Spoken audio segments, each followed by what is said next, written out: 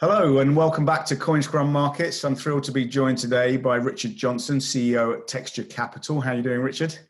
Good, Paul. Good to see you. Good to see you. And Rob Frasca, Managing Partner at Cosimo Ventures. How are you doing, Rob? Hi, Paul. I'm doing great. Great. Well, so we're here to talk about, both of you, you've kind of, you're working together. Richard's been working on Texture Capital the last couple of years, ready to go live with securities token issuance platform licensed out of New York. And you guys are working together on one of the first offerings. So we're keen to hear all about that, hear about the background, and more about that kind of that tokenized equity product itself. So Richard, could you just give us a little bit of background about your journey over the last couple of years and what that process was like, how painful it was, or not? Yeah, absolutely. Well, I'll tell you about it. You tell me. So Texture is a FINRA member broker-dealer, an SEC-registered broker-dealer with an alternative trading system. We're focused on providing tools for tokenization and secondary trading of digital securities or security tokens to institutional and accredited investors here in the US. So we're fully licensed, which is a fairly unique position to be in. We're happy to be in this position here. We're one of only a handful here in the US who can do this, but it was definitely a journey. All told, probably from the kind of the idea stage to getting our approval was probably a couple of years. Well over a year in the FINRA approval process, talking to them. The SEC and the regulators here in general had been very hesitant about blockchain and crypto, as I think you know, and then we go in there with an application talking about how we're using blockchain and creating these tokens. So that kind of doubles and triples the timelines. But we got our approvals in October of last year and have kind of been building up a go-to-market since then. We went live with our own security token in February. That was kind of to kind of be our own guinea pig and test the pipes and test everything. That's live on our website. And then just recently we announced a partnership with Cosimo, becoming our first client on the platform, and we're going to be helping them raise capital and helping their investors trade their tokens in our secondary market. Fantastic. So Rob, just a little bit of background about Cosimo. Your journey into crypto as well. What you're kind of doing investment-wise beforehand, and what your general thesis has been around the crypto space. Yeah, absolutely. Thanks for having us here today. We're really excited. I'm actually a .com guy. I'm a serial entrepreneur, and I've been doing tech companies since the 90s. Believe it or not, I actually started the very first financial service on the internet, which people go, what? Back in 1993, I went down to New York and got the exclusive on stock quote information and put a stock quote server up, one of the first ones, and it was embedded in NCSA Mosaic, which then grew up. So I sold that company when I was young to Intuit, and I worked for the team there and did all their internet strategy. Anyways, been doing a lot of tech companies throughout the years, some 30 years.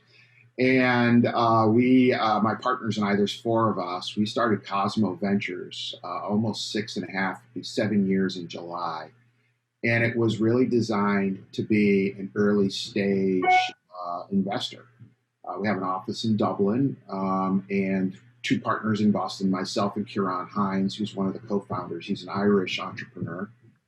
And we have a CTO, Ken Lang, who he and I did a company which was in the AI space and sold it to Lycos. And Lycos at the time was the #2 portal out there behind Yahoo.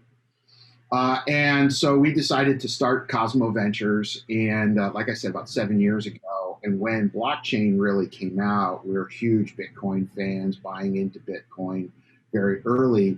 What we realized was that blockchain was really going to be, our thesis is it's the single largest value creation event in our lifetime, even bigger than the internet itself.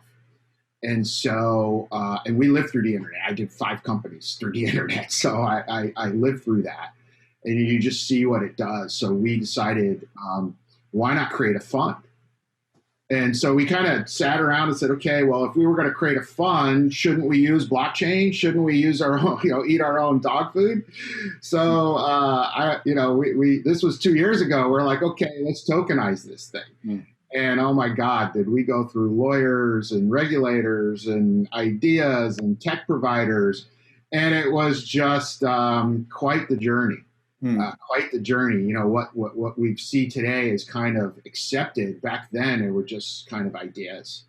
And we really pioneered and really spent a lot of time thinking about how to tokenize a venture fund. And that's what we did. We created a Cosmo X. It's a tokenized early stage venture fund, and it's focused on blockchain deep tech companies. And we were thrilled, when Texture came along here in the U.S. because, it's one thing to set up a fund, but the other thing is, how do you get distribution? How do you trade it? How do you get liquidity? And how do you manage that? And so it's thrilling to see broker dealers come online that can handle these assets. Yeah, no, absolutely. And obviously, there's different fund structures that people utilize. And you've got closed-ended funds, open-ended funds, evergreen funds. What do you think this might open up? And there's always been talk about how do we, especially regulators, are quite keen to make sure that the world of venture funding isn't exclusively to like a small number of kind of in the know people, and that a wider audience should be able to get access. What type of fund structure are you looking at to tokenize? What do you think is best fitted, and how do you think that will roll out, and who will benefit the most? Yeah, so don't forget, we're entrepreneurs first, right? We're investors second, and that's our mentality: is entrepreneur first, investor second. And what do entrepreneurs do? They solve problems. They create new solutions. They create new solutions that were unavailable before. And I think what blockchain does is it allows us to create new solutions and new opportunities, new products that you couldn't do before. And so one of the things is our philosophy is that we believe that early stage investing as itself is broken. It's just broken, right? Apple Computer, when it went public, that same company could not go public today. It just couldn't. It didn't have the revenue. It didn't have the scale. It didn't have what's needed to go public. And so we have this highly bifurcated market where all these venture investors get in on all these great deals early, and the public, can't. And by the time they get into it, the VCs have really kind of gone through and taken a lot of the profit, a lot of the alpha out of the deal. And I think one of the things that the ICO craze of 2018 taught us was, and you could argue whether it was a good thing, a bad thing, we could have that. I don't want it. Okay, that's the past. But what it showed us was the pent-up demand global pent-up demand for this asset class. How do we allow the global investor to invest early in like I said, the largest value creation event in our lifetime? So we said, we're going to tokenize this. And what that does is it gives global access to this asset class. But then we said, wait a minute, we don't want to create a standard venture fund, 10-year J-curve, locked up for 10 years, illiquid, capital calls, waterfall structure. And so we spend a lot of time thinking about what would we do to create a venture fund that is readily available across the globe at a low minimum investment outside the U.S., yet stay within the compliance regulatory infrastructure across all of the various countries. So we decided to make our fund evergreen. And as you know, most venture funds are not evergreen, they're closed end, right? And so what we decided to do was, hey, let's make it evergreen. If people want to buy in, they can buy in at any time, and the AUM of the fund goes up. So number one, we decided to make it evergreen. Number two, what we wanted to do was we recognized that early on, there weren't going to be that many exchanges, if you will, to trade these tokens. The liquidity would be somewhat limited. At least there's an option of liquidity, whereas normal VC, there's no option. So we want to create the option of liquidity and have it be able to trade. But more importantly, what we wanted to do was get the ability to create liquidity on a deal-by-deal basis. So what we do is when there's an exit in the fund, we take our carried interest out and fees out, and then we keep 50% of the fund. We recycle that for more investments. But then the other 50%, we go out on the market and we buy back the tokens and burn them. Mm-hmm. So what that does is it gives the token holder the option of liquidity on a deal-by-deal basis. It also accommodates for the timing issue of people coming in and out of the fund, at different times, right? A normal VC fund, everybody comes in the beginning and everybody leaves at the end. Here you got people coming in at different times, so you have to be able to accommodate for that. So we opted for creating liquidity in that regard. We also have the option as GPs that if we get a lot of capital in, a lot of AUM in, we can actually use that AUM to buy out any sell pressure or anybody that's willing to on a pro rata basis that wants to sell. Yeah. So we tried to create a new structure, if you will, to really accommodate these new investors. And tokenization allows you to do that. Yeah. Yeah. I mean, it's I think the vision is clearly there. People can see the possibilities going forward. I guess, Richard, you probably look over the fence with envy at some of the kind of more wild side of the industry and in DeFi, and people can just kind of build stuff, publish it, and then it's away and in the wild can see what happens, and maybe regulators will come along at a later date and start asking certain questions. But with you took the choice to the challenging choice of addressing an already regulated market, and regulators made it clear pretty much globally that anything that looked like a security will be treated as a security under existing regulations.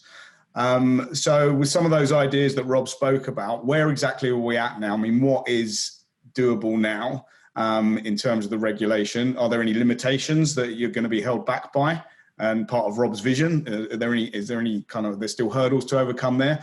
And then with the technology itself, what are some of the efficiencies you can already bring around from day one? What are going to be certain things which need to come further down the line on your roadmap and might need some regulatory clarity around?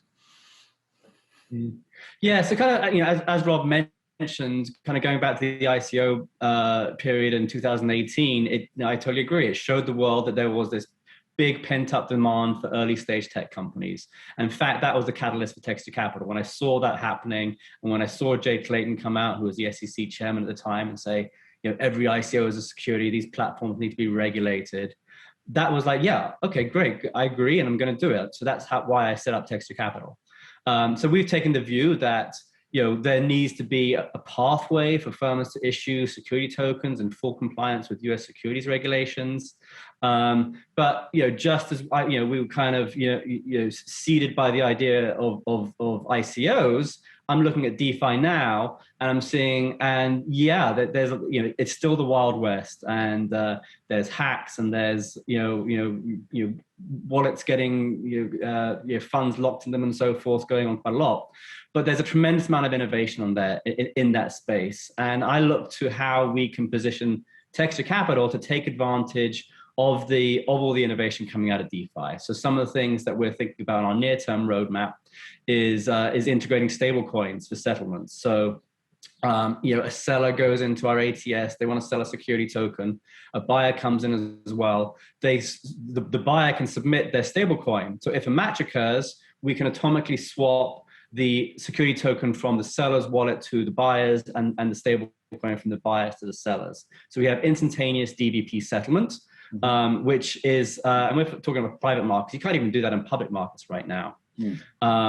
So you look to what happened with GameStop, that was a catalyst behind the GameStop debacle back in, was it January, February, where there was this 2-day settlement period, and there's this collateral required over that period, which caused a lot of brokerage firms to shut off trading just to manage their risks. So if you have instantaneous or shorter settlement, we can solve some of these problems. But even looking out further than that, like particularly learning from DeFi, I see what some of the lending protocols are doing. I think that's very interesting as well. So take Maker as an example, one of the famous ones, most well known. You can submit ETH into the Maker protocol and withdraw DAI as stable coins. So essentially, you're facilitating a loan. Well, let's turn that into security token framework. Submit a security token in and withdraw a stable coin. Then you've got kind of decentralized margin. You're coming up with a new way of doing things in the financial markets using this technology. And then go another step. Once that token has been deposited, it can be lent out. But yeah, going back to GameStop again, the advantage here is that the token is recorded on the blockchain. So even though it's being lent out, it can't be lent out more than once. and you can't have something like 140% short interest. Mm. So we want to kind of pull in all these innovations into a regulated framework. Similar to what Rob is doing over at Cosimo, but from the broker-dealer perspective. Yeah, I guess there was some of that in the recent Archego news, and things being collateralized across different prime brokers, and it's amazing that in this day and age where we're at, that these large institutions are still so exposed to risk from a relatively small number of firms. From simple things like that, why can't you see how can something be recollateralized like that? We are going back in it being kind of ridiculous. Like, wait a minute, you had these swaps contracts and they were just on paper and they were recorded in PDFs and stuff. People are going to think that's crazy in 10 years' time. No, indeed. But then also it's, I guess the challenge in these early days is how you reach that critical mass, that spark, because, it's great to see, people such as Rob diving in and biting the bullet and say, let's get going with this. But, we need more of these within the whole ecosystem. You're going to have competitors, Richard, no doubt, but, that's something that I guess will support, the industry as a whole for tokenizing security. So it won't be a bad thing, and it will help you, I'm sure. But what do we need to get there? Is it just a case? Is it going to be demand driven by clients who have suffered from these issues and are now recognizing, because everyone's paying it so much more attention, that they're like, actually, this is going to be better? What needs to happen to really grow it in your view, Rob? Look, I think this is a liquidity issue, and there's a couple of little nuances to this that you really got to understand. And there's simple nuances that people kind of overlook. Number one, you can buy Cosimo X with Bitcoin or Ether. Okay, that itself is revolutionary, because now I'm buying into a venture fund with crypto. I'm inside that crypto verse.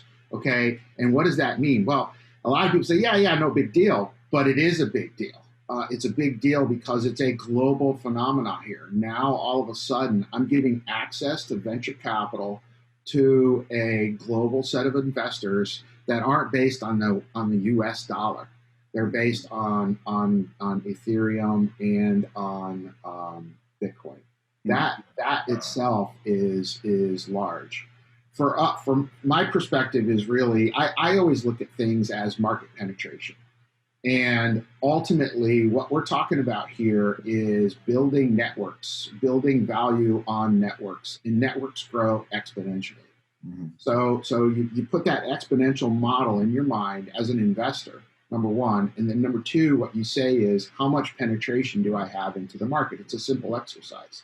Mm-hmm. So if you say to yourself that the cryptoverse blockchain investment market, what's our penetration today in global population and in global monetary supply?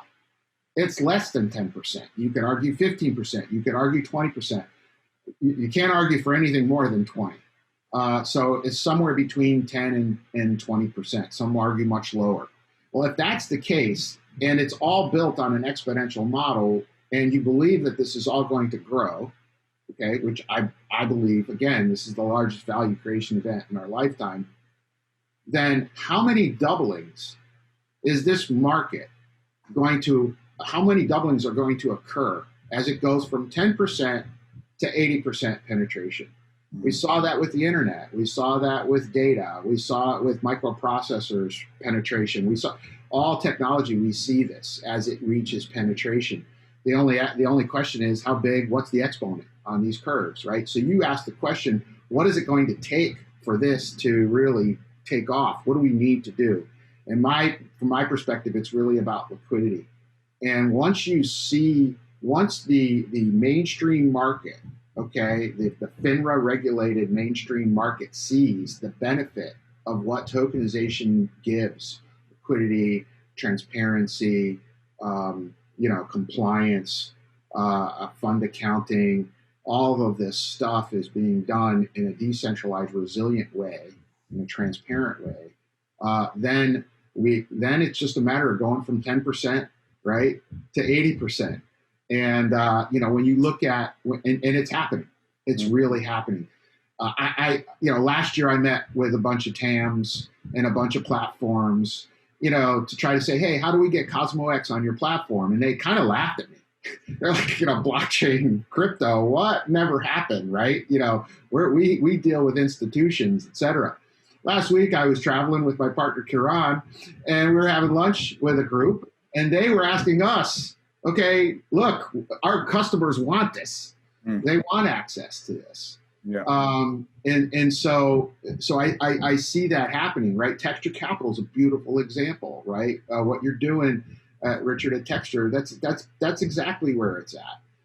This is really bringing access. And I think what we're seeing is, and I'm being long-winded here, but I want to stress the point, we're seeing institutional players coming in now. It's becoming more mainstream. We've gone from that, it's the classic early adopters, right? Inside the Tornado, Crossing the Chasm. Remember those books? You probably don't. In the dot-com era by Jeffrey Moore, right? You go from the early adopters to mainstream, you cross that chasm, and when you do, you're inside the tornado. That's what's happening now. So for us to be here at this point in time is critical as institutional money and as larger markets come into this. And it is global. It's a global market. This is not a U.S. phenomenon. This is, outside. Well, again, ultimately, that's the vision. I guess there will need to be a certain level of global regulatory cohesion to make that happen over time. But then, well, you can coordinate all of that. That's the beautiful thing about blockchain, right? Is that the token keeps track of that, right? If I trade to somebody in Hong Kong, then the system, the protocol knows that the person in Hong Kong has different regulatory compliance issues than in the U.S., and that's handled. And that's, it's handled right there in the smart contract. I mean, it's so much easier, right, than having to deal with all of these, like you said, compliance cohesion. It's crazy.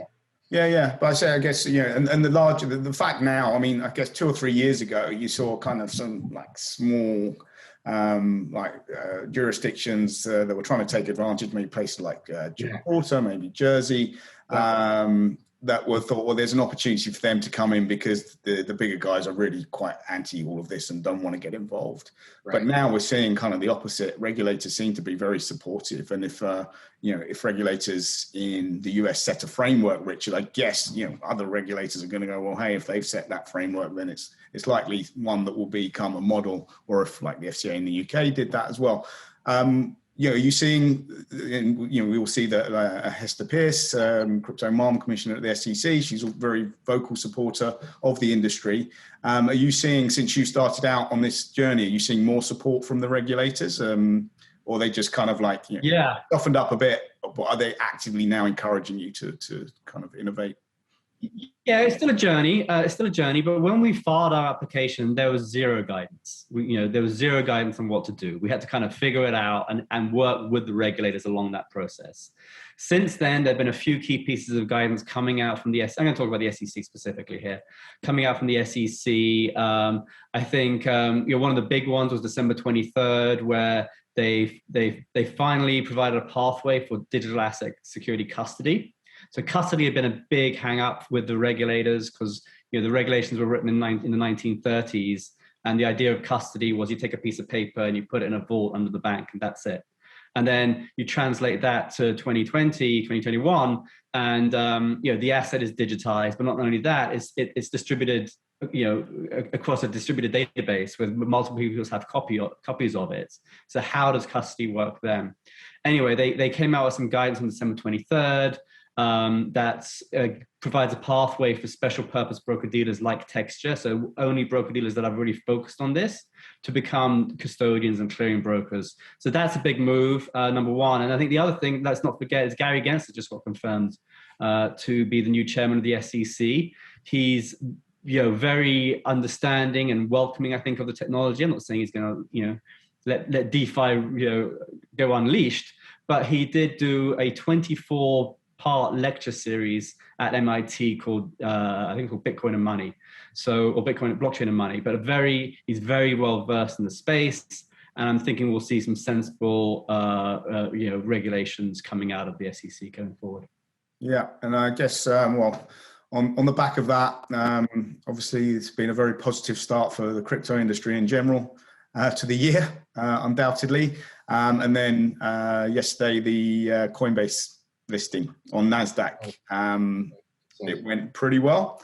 Definitely been worse than that. Rob, what's your thoughts on that? Obviously, is that sometimes these events market highs, other times they're just kind of like an affirmation for the industry, and it then provide a springboard going forward. What do you think this one will be? Yeah, look, I always tell my partners, having been a .com guy and then a AI guy and then a mobile guy, I did a company in the mobile space. So having done multiple companies throughout these kind of tech revolutions, tech disruptions, my partners and I always say, man, I've seen this movie before. Okay, I've seen it before. I've played it before. I've been part of it before, and I know the ending, which is a good thing, right? So for me, I look at Coinbase again. Let's go back to my thought process here. Where are we in the adoption curve, and how many doublings are we going to go to get to 80%? So for me, Coinbase is like AOL sending out millions of CDs in every magazine saying, get on the internet.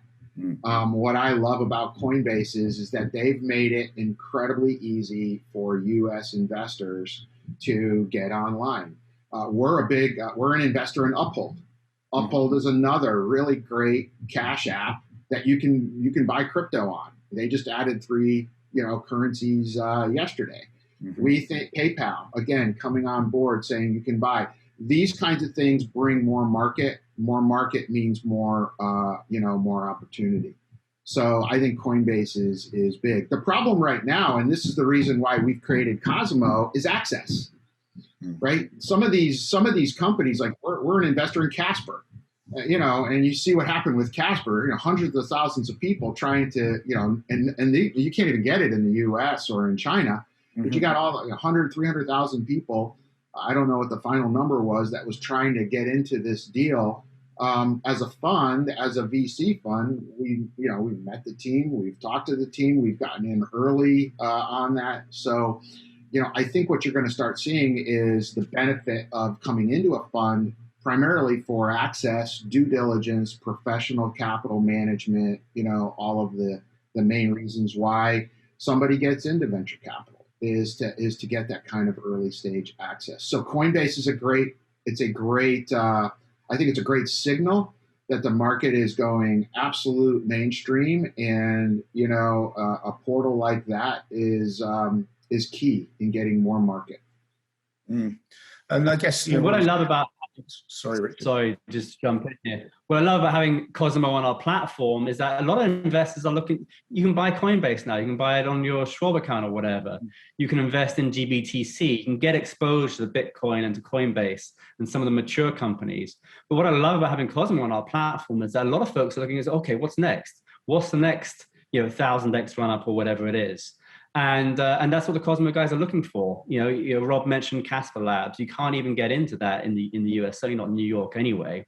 So being able to get into the Cosimo fund with a minimum of 200,000 in the US is, I think, is a huge deal. I think there's a lot of folks out there in the family office space who want to get exposure to the assets, a new asset class, let's face it. Maybe they have some GBTC or maybe they have some Coinbase now. But if they're looking for the next thing, it's a huge step up, because if you want to go into one of the other more traditional crypto funds, you're talking about a $5 million, $10 million check. You're talking about locking your money up for 10 years. Cosmo is giving you much more flexibility on that. It's a much lower minimum, and you have these liquidity options throughout the life cycle. So we're really excited to have them on the platform. Yeah, and so we've probably got there's a whole swathe of relatively relative newcomers within crypto that are possibly sitting on some good profits. Maybe they should be looking to diversify, because we all know crypto can be quite volatile. So what's this going to mean for them, for that new tier of investor that now potentially does have access to this type of fund where they might not have done before? If they want to come to Texture Capital, what's the process for them, and who can you onboard, Richard? And how can they buy the Cosimo X token? Yeah, so it is only open to accredited investors. That's kind of part of the regulatory framework we're working in now. Slowly, I think the regulators are becoming more open to retail investors getting in at this type of stage. But for now, we're just focusing on accredited investors. and institutions such as family offices. You can go to our website. It's texture.capital/invest. We're not live yet, but we will be within the next week or so. But you can sign up there and you can register your interest. We'll be doing a series of kind of webinars over the coming weeks, and happy to make any introductions to Rob and the team there. Brilliant. And just last, Rob, your existing LPs, what's their reaction been to all this? Are they just like, get on with it? Are they they showing an element of caution? Are they asking questions about it? Our existing LPs are all over it, we've hit this pretty hard, and we're out of the gate very, very strong. In fact, we brought in Rochester Institute of Technology, major university in the state of New York. They came in, and they're one of the first. I think they might be the first university to invest in a tokenized fund. So we have a nice mix of what I would call family offices, high net worths, and a couple of institutions. So that the fund is really come off the launch pad quite with a lot of momentum. Yeah. One of the interesting things about this is because it's evergreen, it has a portfolio, and that portfolio is growing. And so, what happens is like, for instance, Casper, we're in Casper Labs early.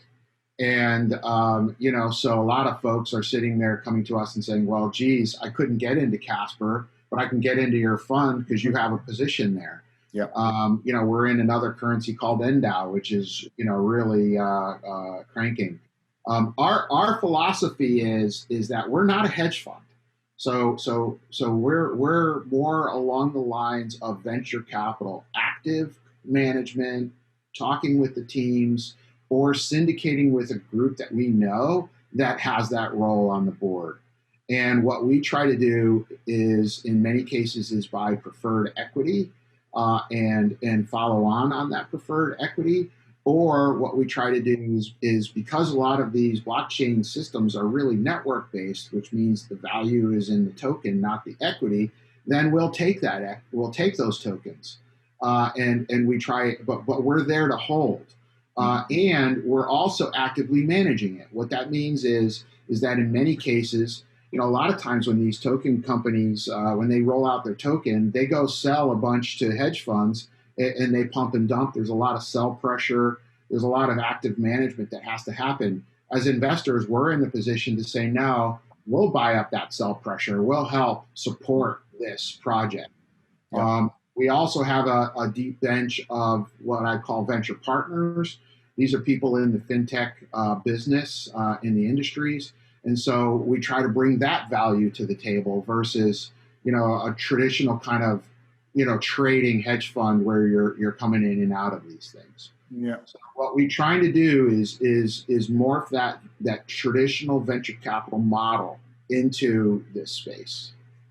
Yeah, and I guess as more funds do that and then encourage kind of the equity investments or investees within their portfolio to tokenize their equity, you can start getting very creative, especially with this evergreen model where, all the tokens within the fund are liquid and people can buy in and out.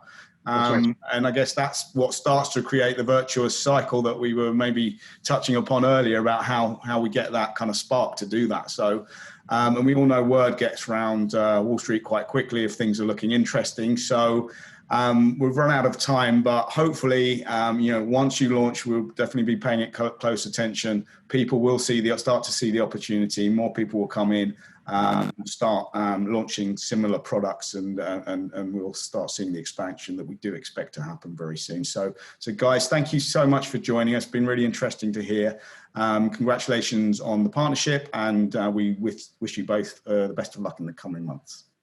Thanks, Paul. We're thrilled to be in this partnership, and we're excited to see how this market's gonna grow. Thank you. Thanks for having us. Cheers.